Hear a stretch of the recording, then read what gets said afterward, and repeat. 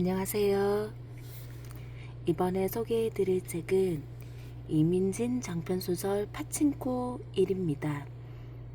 파친코라는 그 애플 TV에서 나오는 드라마 보셨죠? 한참 흥행을 했었는데 이게 책으로 나왔어요.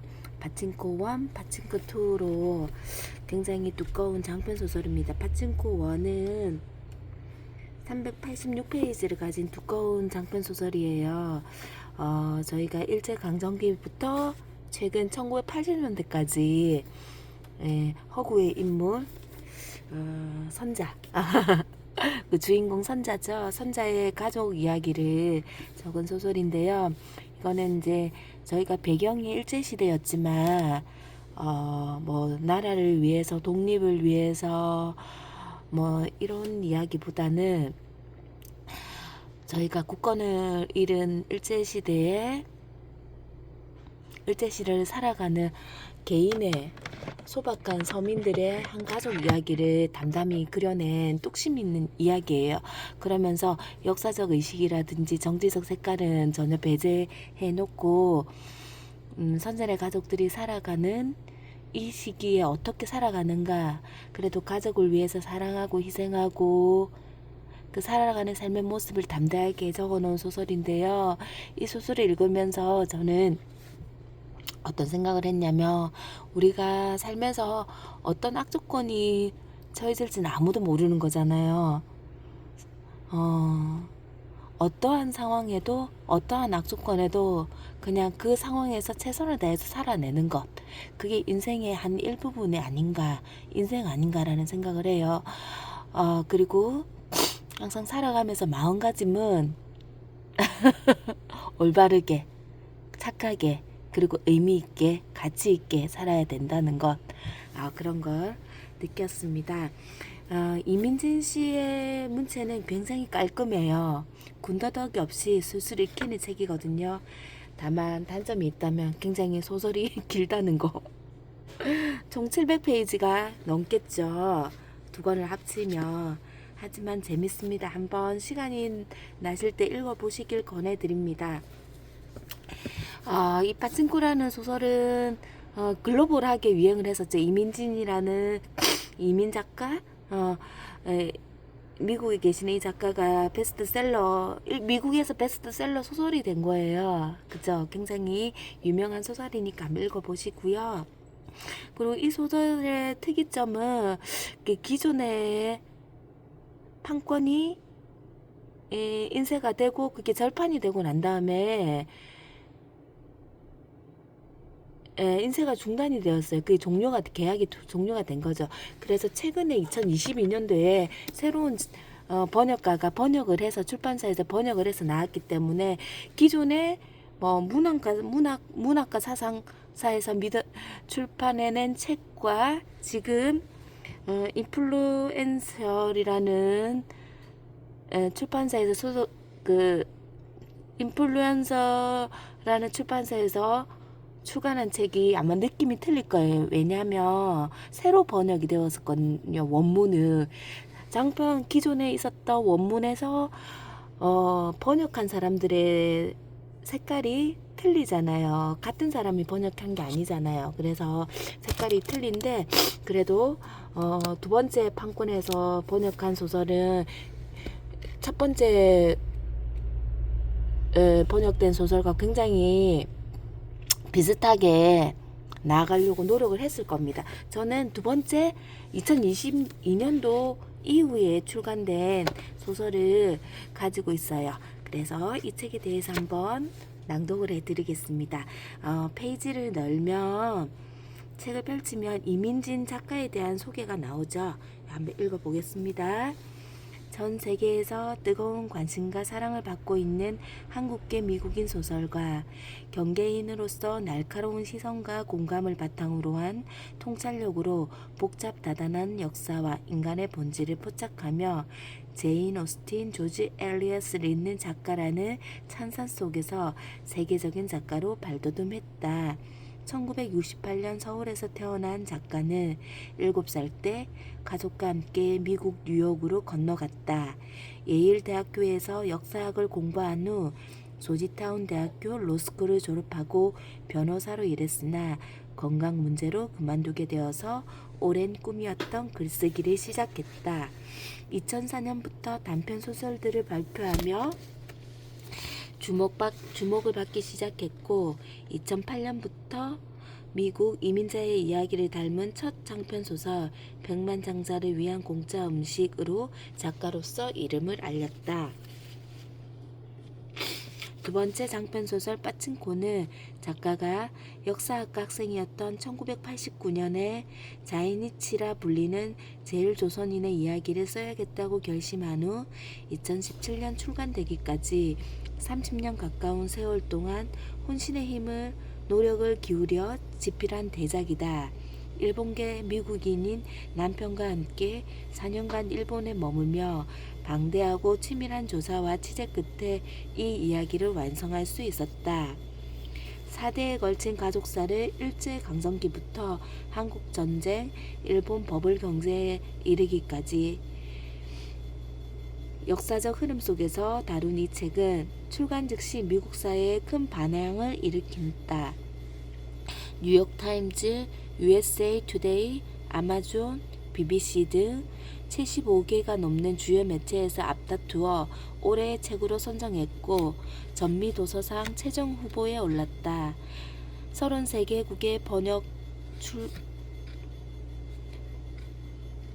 출간되며 세계적인 베스트셀러에 오른 파친코는 2022년 애플TV에서 8부작 드라마로 제작 방영되어 다시 한번 세계인의 이목을 집중시키며 새로운 역사를 써나가고 있다. 이민진 작가는 현재 뉴욕에 거주하며 한국인 디아스포라 3부작의 한국인 디아스포라 3부작의 완결작이 될 세 번째 장편소설 집필에 몰두하고 있다. 이 이민진 작가에 대해서 알아보는 게 굉장히 재미있겠죠. 한국계 미국인으로서 지금 미국인에서 이방인으로 살면서 가졌던 생각을 이제 작가가 되어서 집필한 소설 같아요. 그리고 자신의 남편인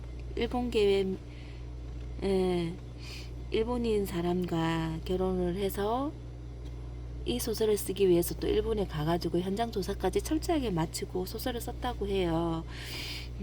아무튼 작가 정신이 투철한 것 같습니다. 그래서 이 책도요, 그냥 허투루 읽을 만한 책은 아니에요. 굉장히 짜임새도 좋고 잘 적은 것 같더라고요. 기회가 되시면 한번 읽어보시길 추천드립니다. 네.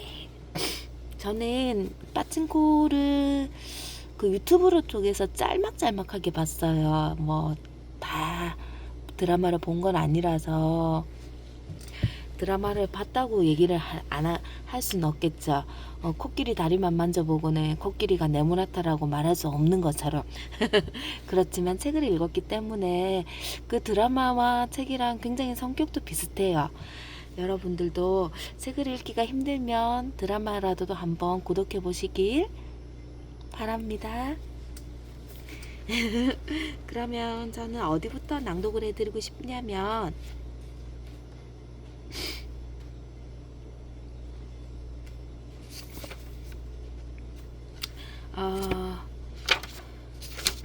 파친코 1부 책은요, 파친코 1은 이제 386페이지까지 있는데 1부, 2부로 구성이 되어 있어요.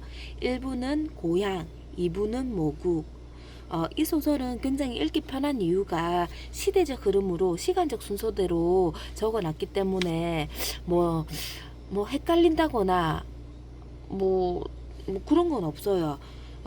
배경이 된 1910년부터 여기는 적혀져 있네요. 일부 고향에서는 1910년부터 1933년, 2부 모국에서는 1939년에서 1962년 이렇게 나뉘어 놨습니다. 그러면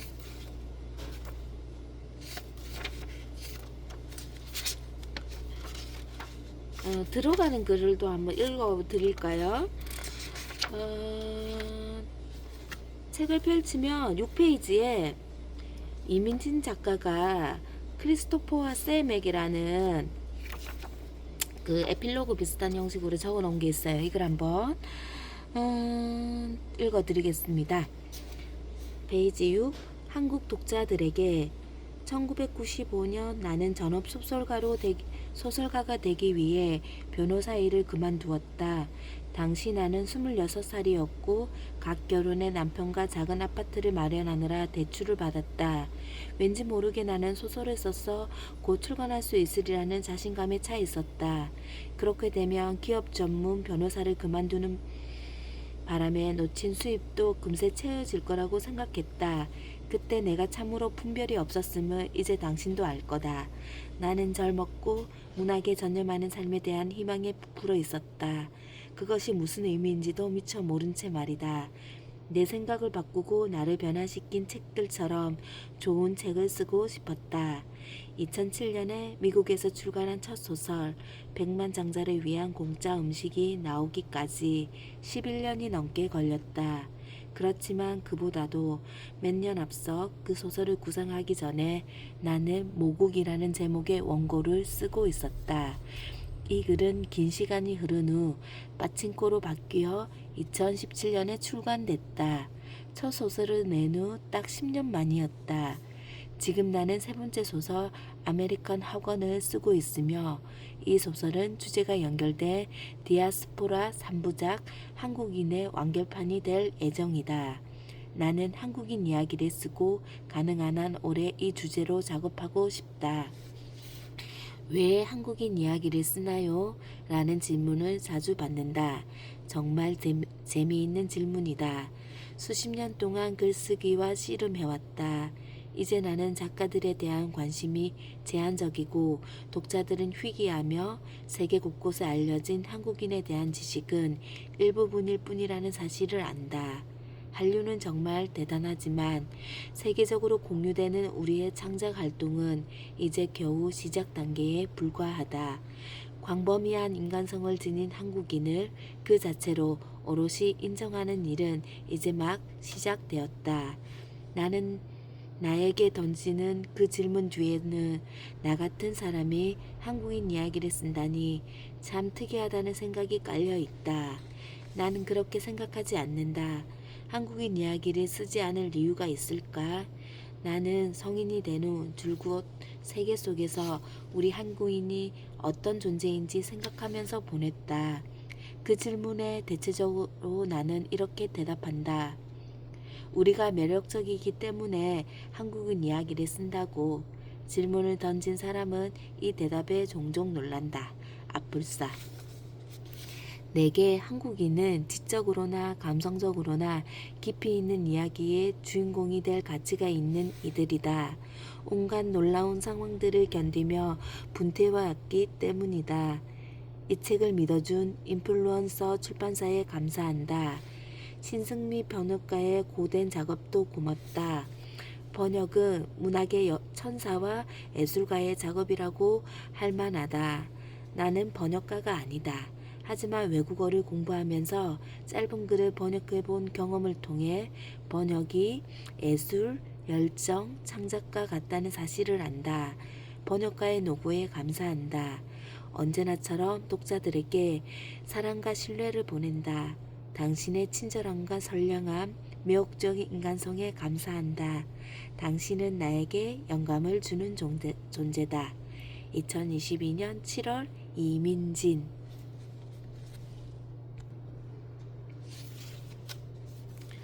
일부 고향 홈타운 1910에서 1933. 고향은 이름이자 단어이며 강한 힘을 지닌다. 마법사가 외는 어떤 주문보다도 혹은 영혼이 응하는 어떤 주술보다도 강하다. 찰스 디킨스.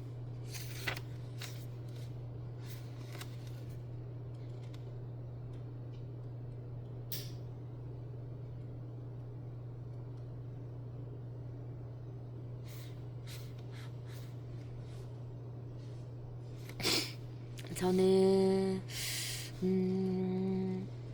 1부에 9챕터부터 읽어드리겠습니다. 118페이지입니다.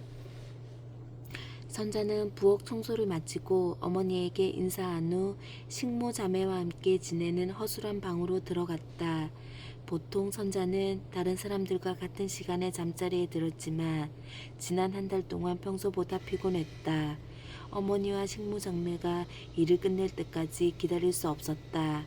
아침에 일어나는 것도 힘들었다. 아침이며 힘센 손이 몸을 일으키지 못하게 어깨를 짓누르는 것만 같았다. 선자는 추운 방에서 재빨리 옷을 벗고 두꺼운 누비 이불 속으로 들어갔다. 온돌 바닥이 따뜻했다.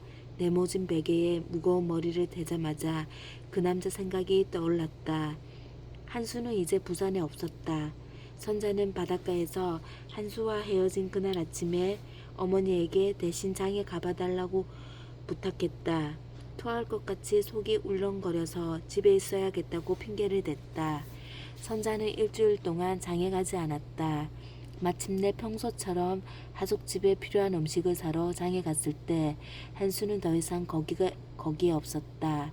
아침마다 한수를 찾아보았지만 어디에도 없었다. 온돌 바닥에 열기가 올라와 깔고 누운 요가 뜨뜻했다. 하루 종일 오슬오슬 춥고 떨리던 몸이 풀렸다. 마침내 눈을 감고 살짝 부른 배에 두 손을 올렸다. 아직 아기의 움직임을 느낄 수 없었지만 몸이 변하고 있었다. 참기 어려울 정도로 예민해진 후각이 제일 뚜렷한 변화였다. 생선 자판들 사이를 지나가다 보면 구역질이 날 것 같았다. 게와 새우 냄새가 가장 역했다. 팔다리가 물먹은 솜처럼 부었다.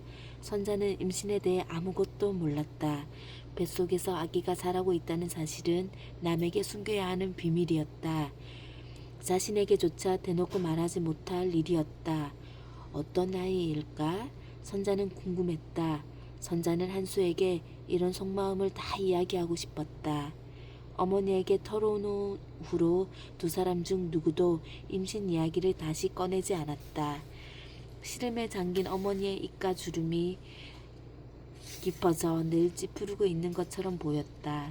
선자는 해가 뜨면 제 할 일을 착실하게 했지만 밤이 되면 잠들 때까지 한수가 자신과 아이를 생각할지 궁금해했다.